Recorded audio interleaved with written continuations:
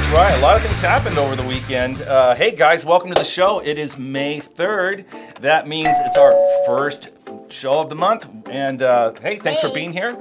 Yep. And we got a surprise here. We have Jen Hardy from our marketing department. She's the director for Seven Gables Marketing, and she's the final say and does everything on a lot of the IsleyTapie pieces that we put out in Newport Beach, Corona Del Mar. And she's going to come in today for a little segment on the show. We can look forward to talking to her. Yeah. She's adorable. She's so nice, and she's super creative, and she expresses herself and brings her ideas forward in such a great manner. She does. She is dynamite, and I know that we're very lucky to have her here at Seven Gables running our marketing department. Very cool. Yeah. And of course, we just went over this, that Catherine is back after a week out. Yes. But you are feeling better, and that's good. How was your weekend ready overall? To hit the pavement. It was good. Well, we were out on Saturday. We walked the streets on Saturday. That's right. We walked the streets on Saturday. We were down in the village in CDM, walking some streets and chatting people meeting up. some peeps. And we haven't really talked, or did we do a show? I don't think we've done a show since Easter. Did we do a show after Easter? I think we did. Yeah, we did. We did some Easter egg peeps. We did some drop-offs over Easter, which was great. Which was so fun. Thank you guys all for coming out and talking to us and calling us about how great your peeps were. Yep. Regifting them to your nieces, nephews, and children. Yep. And we had, ran into a couple people, and they're like, "Oh, I've seen your picture before." We're like, "Yeah, we gave out the peeps for Easter." And this one lady's like, "Oh my God, I made Easter cupcakes, and I put the peeps on the cupcakes. I love those." That's right. I put the peeps on the cupcakes. I'm like, I just eat the peeps. I don't make anything with them. And another lady said that she gave the peeps to her niece. Yeah. Yep. In her Easter basket. She goes, "I hate to say it, but I regifted it, and I gave them to my niece in her Easter basket." We're like, "Hey, it's all good." It's all good. Yep. And here we are again. Hey, and it's all action here. We look forward to presenting to you this week for Cinco de Mayo special as our as we did our segment at El Cholo a couple weeks ago. Yeah. And we're gonna release that this week. That should be fun for everybody. And how we do the coconut margaritas and the Zapatas Widowmaker from Angel down there at El Cholo in CDM. Well, they treated us right. Yeah. That was great. So we're looking forward to having that on with you guys. And of course, we're here to talk about real estate here in Orange County, preferably in our coastal markets in Corona Del Mar in Newport Beach. That's right. So we're going to get down to business on that. Right. And so, without any further ado, the glasses go on. So for right now, how we're looking as far as Corona Del Mar, we got some active listings. What does that look like, Kath, over there? We've got 37 active listings right now as of this morning in Corona Del Mar. Medium price. Oh, and that's single family. Not condos, not townhouses. And there's actually a lot of condos and townhouses down there. But this is single family. This is for the SFRs. Yep. And median price right now is $5,999,000. So, and then days on market is averaging about 43 days on market. And that's 37 basic active listings on just single family for all Corona Del Mar, Spyglass Hill, that's Village, everything all combined. Yes. We just like to throw that number out there. It is a little bit less than it was a couple weeks ago. And we are seeing there's been a little bit of influx in listings. It just depends on where in the county it is. But overall in the county, we did come up in some listings the last couple of weeks. We did. Yeah, overall in all of Orange County, not just, the areas that we chat about. That we should chat about. Yes. And then on, what are we looking for over there on the pendings and under contract? So, under contract, which means they're in escrow, but they've not removed all their contingencies, so they're still in that stage of making sure that everything is copacetic with what they're looking for. That's true. So in that area, there are currently single family only in Corona Del Mar. In Corona Del Mar, 8 that are under contract. So they still have to remove their contingencies. Yes, they do. They are not considered a pended sale just yet. But under pending sales, which means they've removed all their contingencies, there are 11 listings right now. That's only single family only. That's only a total of 19. I know. That's only 19 for 19 under contract or pending in all of And when you think about Corona how Del many houses are in Corona Del Mar, there's a lot of houses down there. There is. Yeah. There's a lot of houses, and it looks like we have a median price for those houses active and under contract of $4,850,000, with an average days on market for anything that has been or went under contract of around 39 days. Right. So that's what it looks like down in Corona Del Mar in our 92625ers. And it's been, it's still busy. It's still for a spring market, and it should be, as a lot of the demand overall across the county has subsided a little bit, as a little bit of inventory has come in at the same time. Obviously, with the rate hike a couple weeks ago, this has affected a lot of buyers. Now, typically not in our Newport Beach market, okay, but across the board in Orange County, we are seeing that affect a lot of buyers, where the affordability index is starting to get a little bit higher than a lot of people's comfort zone of what they can do. Right. And so what we've seen the last couple of weeks, I just talked to one of our loan officers, and I talked to another loan officer the other day, where we're seeing a lot of, like we said on our show before, we're seeing a lot of new arms come into the picture, Yes. with these adjustable rate loans. So I mean, I'm not saying it's starting all over again. No, no. But it is an option for people, so we probably see a little bit more of that as the rate is, average is over at 5. It's like, I see, I think it was 5.5. A Mortgage News Daily was around 5.5. 5.5. So, right. And I heard them talking this morning on the news. I listened to a kind of a news radio junkie. They were talking about the average amount of time that a person actually stays in their home. So, Yeah. How many people actually pay off a 30-year mortgage, which they said the average is 10 years. So 10 years, there's a little bit more flexibility on your interest rates and your loan on a 10-year as opposed to a 30-year. And then they were even talking about doing 40-year loans. Yeah, that's what we were to talking about. stretch the payments out even more. With Kevin the other day, and I said, "What did I say?" I go, "Yeah, just get a 40-year loan," and you're like 70. Yeah, Let's just do you're this. 70 years old, you get a 40-year Okay, loan. that makes any sense. How does that work? How does that work?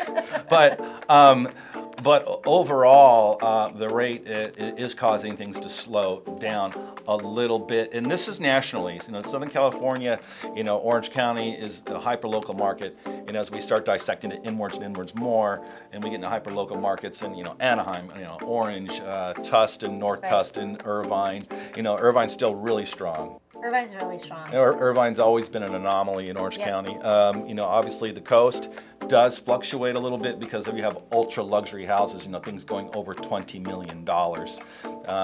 Another hot spot is Aliso Viejo. Aliso Viejo is very I was tough. looking at houses for a client in Aliso Viejo, and they've got good inventory down there. They do. They have great inventory down there. They do, yeah. And another thing is consider, you guys, Comparatively speaking. out there in the real estate world, is a lot of these people who are in these loans now, who have refinanced their properties here the last couple of years, their rates are so low that a lot of these homeowners have no incentive to really sell in the future. Right. They are locked into these 30-year fixed rate mortgage loans.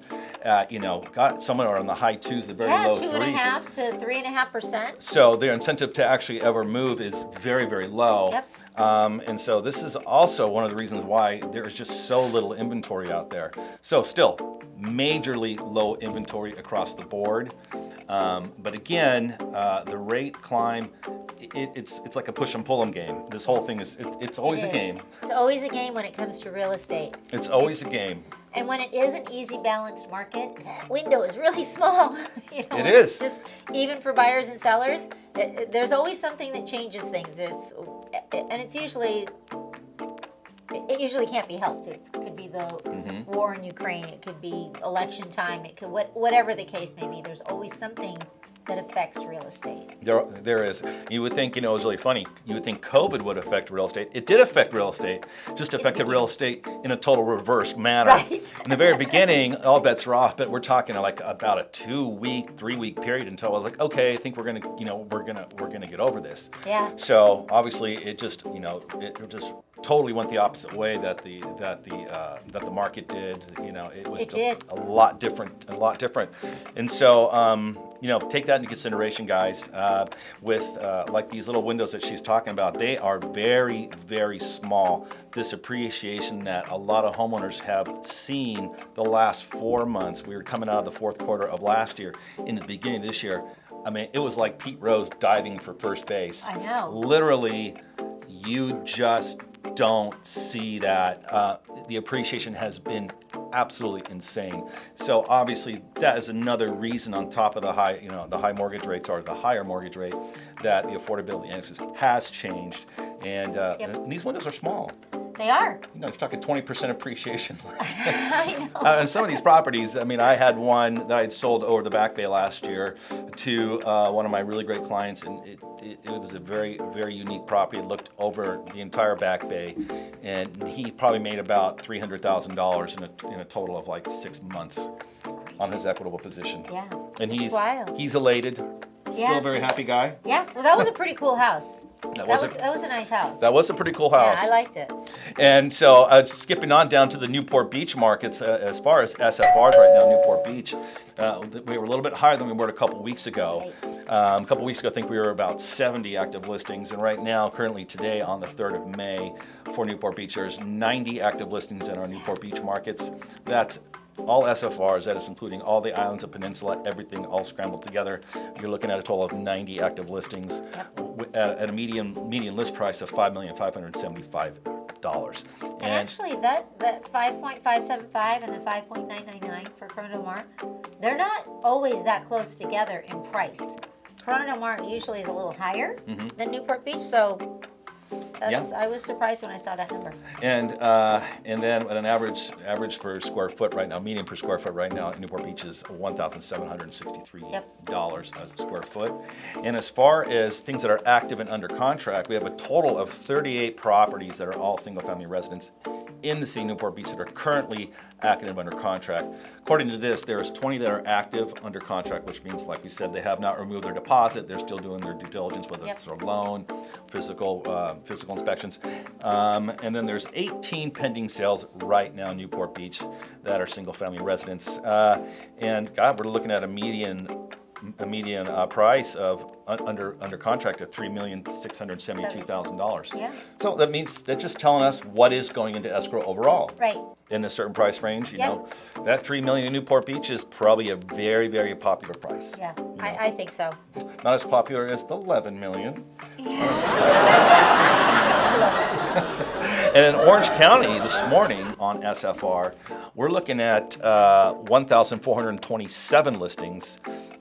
That's actually pretty good. That's pretty good. What's a lot better? Not good, but comparatively speaking to the last few months. Yeah, comparatively speaking. 1,427. It's a little bit more. Some went into escrow. I think we had about 400 or 500 go into contract here. I have it all here in the last week or so, because I think we were like around 1,800 last week when we didn't do the show. Yeah. So stuff does sell. Yep. We're still looking at a very, very, very great seller's market across the board. Things have not changed there as far as what is and what is not a seller's market. It is definitely still a seller's market.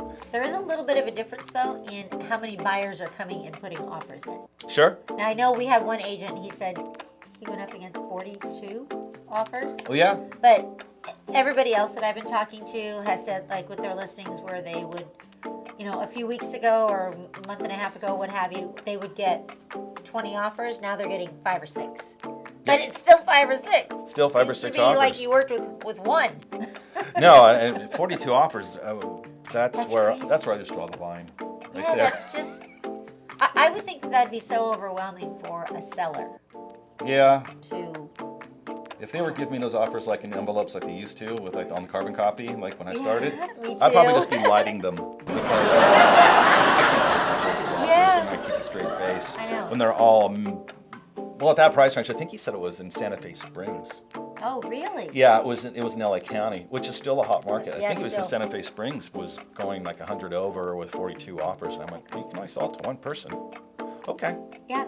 Very interesting. Yeah. And it's not always price, even though it does tend to swing that way, but there are other things to consider, and that obviously is time frames and what does the rest of that offer look like. Hey, if someone wants to come in and make a purchase agreement on your property and they're offering you the moon back, but they have to sell something, that doesn't look too good. That doesn't look good.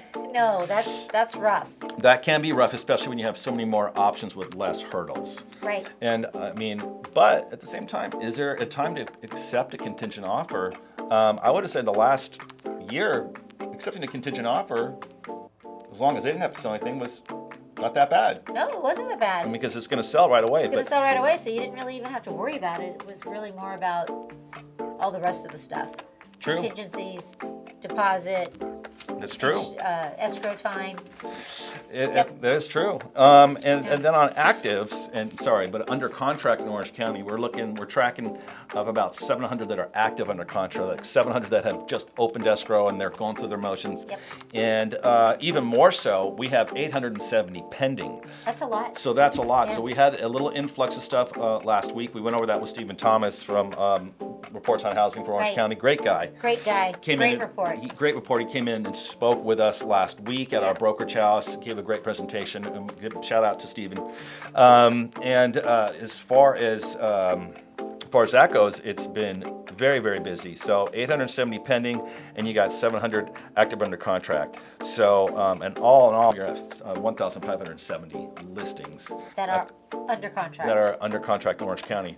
And then still the median price of a property under contract. Now these All of Orange County. These are not closed, so Yeah. this is not a definite number yet, but we will have those numbers for you shortly. But for all my peeps who grew up in the Central Orange County, all the people who know me, who grew up with me, know that we never thought we'd get to this.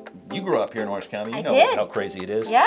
That median price for Orange County is still $1,222,000. And we're looking at an average days on market right now of only 13 days across the board for SFR. Now, I know we don't dissect down to the bone.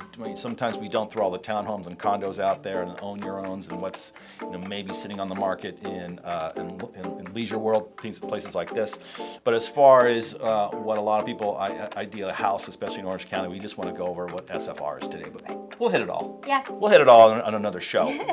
My parents in 1961 in Huntington Beach, I grew up in Huntington Beach, they bought their house for $16,000. $16,000. Those were the That days. same house, because it's still there. It's still the cutest house ever. I don't know, $1 million at least At least. from 16,000. But that was 1961. I think my parents bought their house in 1973, and I was about a year old, and they paid about $25,000. Yep. And it just sold right before COVID. It sold. I think it sold in the late summer of 19 for about $1,150,000, if I remember. They had it up. It's just crazy. They had it at $1,250,000, and they had consulted me, but they had a really close friend in the business, and it was funny. I really would have had a hard time selling that house because my dream is to always buy my house back. I'd love to be back in my old house with. I would love to be back in my old house. With the batchelder fireplace. Yeah. Which is if you guys know anything about architecture, batchelder fireplaces are a very big deal. And They're really cool. They're very, You've very showed cool. me pictures of them. They're beautiful. Very, very cool. Yes. Cool. And as we're swinging here into May, hopefully we will see what goes on here in Orange County. But as far as active inventory surged higher than 372 homes, up 21%. Now totals of 2,104 homes. So this was something that was gone over last week for Orange County. Has there been a demand in slump? So coming from Stephen Thomas, yes, like we talked before, there has been a little bit of slump in demand, obviously because of the rate change. And I think the Fed's meeting today. It's supposed to go up again this week. So where we're going to be at the end of the year, we have no idea. I've heard crazy numbers like 7. Could that happen? We talk about this. We think it's going to be, in the middle somewhere, because for the most part, everybody has to find middle ground on what works and what doesn't work. So, I think it could be, around 625 by the end of the year. I think it could go up, could go up a little bit and then maybe come back down a little bit. Yeah. But we got to keep this ball rolling. I know. I mean, I'm not an economist. I'm sorry, I kind of feel my cold. It's coming back. Remnants. But I'm not an economist, but I don't understand why they can't spread it out. I mean, why does it have to be these significant jumps that just grip people and scare? Why can't it just, we've got 12 months to raise the rates. Why can't they just slowly raise the rates over a year? Well, I'm not an economist though, so I don't really understand that part. I know. And I think it's just interest rates should just be flat, 4%. Just everybody just 4%. Well, it would be great if they could do that. I know, but this is obviously to help, curb the inflation problem. Right. When they just print money hey, it's no big deal. Yeah, that's a little. Then we have a little bit of a problem. Too. So Yeah. when the U.S. Treasury yield goes up, things are going to happen. Yeah, I know. I know. I just don't We just sell real estate. What do we know? But again, guys, anything else you want to cover today, Kath? I don't think think so. Well, we That's have. good for our housing market. Well, look, guys, hang on. We have Jen Hardy coming in right Yeah. now to do a segment with us. We can't wait to get started. She, like I said, she is with our Seven Gables marketing department. She is the director, Yep. and she really She runs the whole shebang. we have a hands-on relationship with her, and we have a hands-on relationship with a lot of our designers. So when we work for you, we want to make sure you get the best possible representation across the board. Right. It doesn't matter if it's, She knows what she's talking about. she knows what she's talking about. Yep. And every time we are, we're brainstorming on how to market at home or how to reach out to a close friend, relative, or someone Yep. in our farm. We like to touch base with them and what ideas do you guys see? And of course, it does go back to relationships, which we like the most, but we want to make sure that we are always putting out quality pieces day in, day out here. Well, and also, she will actually go out to a listing presentation with the agents to present the marketing of how their house is going to be marketed, the sellers, which is pretty cool. Which is pretty cool. I don't know any other brokerages that send out That's true. their marketing person with them. Just that the seller feels comfortable that they are getting top quality help and top quality marketing to, get their house sold That's at the right. best price. All right. Yeah. Well, with no further ado, let's welcome her, Jen Hardy. Jen, welcome to the show. Come on in. Come here, sit down. We're gonna cut this down a little bit so we're actually come around, girl. Come around. Well, who do we got here for our guest today, Kath? We have Jen Hardy from our marketing department. She is the head guru. She runs the whole thing, and she's going to tell us exactly what makes Seven Gables so much better than all the other marketings out there. Part of being a fancy marketing director is I loaded 125 gift bags into my car about an hour ago, and I'm like sweating a little because that's what you just real fancy around here. That's right. That's right. Give our agents lots of gifts. They're all in my car. So we were chatting with Jen just a few minutes ago, and she was telling us all the accolades of what goes into really great marketing and marketing pieces. So what makes Seven Gables awesome in their marketing Well, with what you guys do for all of us? The biggest things that sets us apart is that we have a full service marketing agency within the brokerage. And that is really huge because we are full service from start to finish, and you have access to, 4 graphic designers who are amazing, as well as project managers, project coordinators, social media strategists, and myself. And so there's this connection between marketing and our agents that then filters over to the consumer. And we really have that one-on-one dynamic. Yeah. What's best for you, what's best for your client, what's going to work best for you as an agent from a marketing perspective, because all agents market differently, and what speaks to their consumer isn't what's going to speak to this consumer or to CDM versus your Belinda. It's a very different marketing approach. And so we're able to really hone in and we can shift gears very quickly because of, number one, our size, but also because we're full service. We have all the tools right here. Yeah. So speaking of shifting gears really quickly, like for us as agents, what is the general turnaround time if we had to have it lickety split so we could tell our clients, okay, we're gonna go live with your listing and we can have our flyers done in what's the time frame? Well, flyers we can get done within 24 hours really easily. Oh, I mean, cool. you know us, we can get them done Yeah. as quickly as we need them if it's an emergency, but flyers are quick. And that's the benefit. We do most of our printing all in-house also. So you send us something, we need a flyer created, we can do it right away, we print it, and we can have it to you even by end of day. We're able to move very quickly. Good. And we also, I have to say, we all really like each other around here in marketing.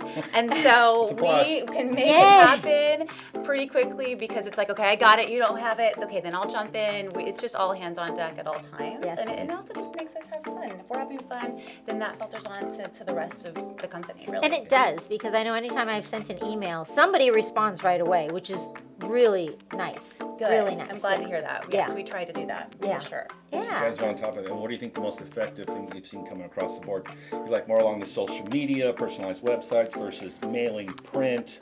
What kind of cutting edge stuff do you guys, see working a little bit more than others?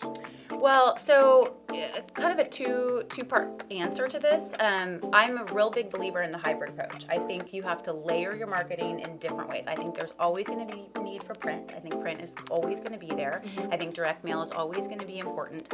But video, which you guys are great at, is where it's at today. Video is such a great way to connect with the community, your consumer, your clients, your friends, whatever it is. Because look at us right now. You can see our personalities. You can see that I talk with my hands. It's just, you can connect with people in a way that you just can't on a flat surface on a printed piece. Yeah. So video for sure is where it's at, and social media, of course. But there's a huge segment of the population that doesn't do social media. No. So you're not going to connect with them in that way. And so that's also where you've got to door knock, you got to walk the streets. You guys do a great job going to community events.